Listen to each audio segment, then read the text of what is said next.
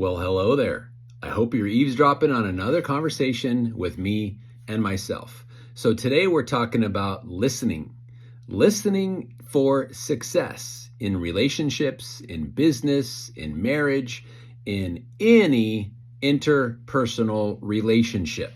Because what I've noticed is the phrase, excuse me, pardon me, or huh, or whatever in conversation happens less and less because people are just kind of they're waiting for you to stop talking so they can say what they want to say, meaning they're hearing wah wah wah wah wah wah wah. You remember Charlie Brown's teacher?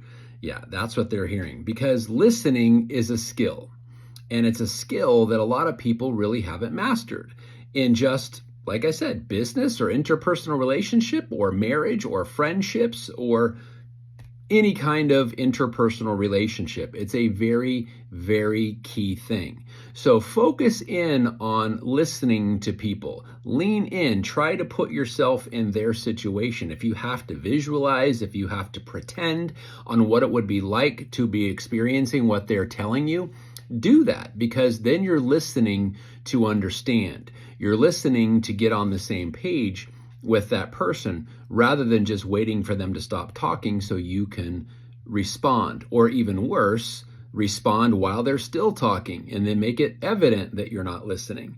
It's something that is very, very common in today's world, and that is bad listening skills. So there's a really good book, although it might be still out of print. It's called Listening for Success by Steve Shapiro. Shapiro. It's a phenomenal little book. It's more like a pamphlet. I don't know, it's 80 to 100 pages, softbound, but it's a phenomenal book on the skill of listening, especially in relationships. And how many of us are not in relationships? I'll wait. You're right, none of us. Unless you're like Grizzly Adams and you live out in the woods somewhere, isolated in a log cabin with your bear. And I don't know too many people like that. So most people are in relationships. Most people, whether they're business or personal or professional or associate or neighbors, whatever.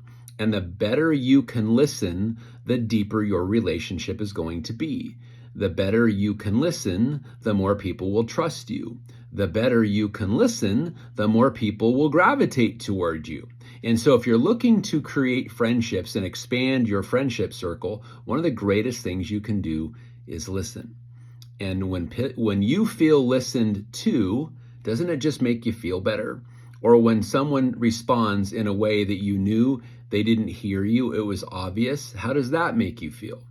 It's not very, when you're talking, and especially if you're being vulnerable and you're sharing something that's emotionally meaningful to you, and somebody responds where you can tell they really weren't listening, how does that make you feel? Not very good, right? Yeah, we all know that feeling, unfortunately. So let's just make it an attempt, especially on today, Monday, the first day of the week. Let's make it a goal to listen, to understand, not to reply. Have a wonderful day. Take care. God bless. And you're an awesome listener. Keep telling that to yourself. I am an awesome listener. I am an awesome listener. And before you know it, you will be. Have a wonderful day. Take care.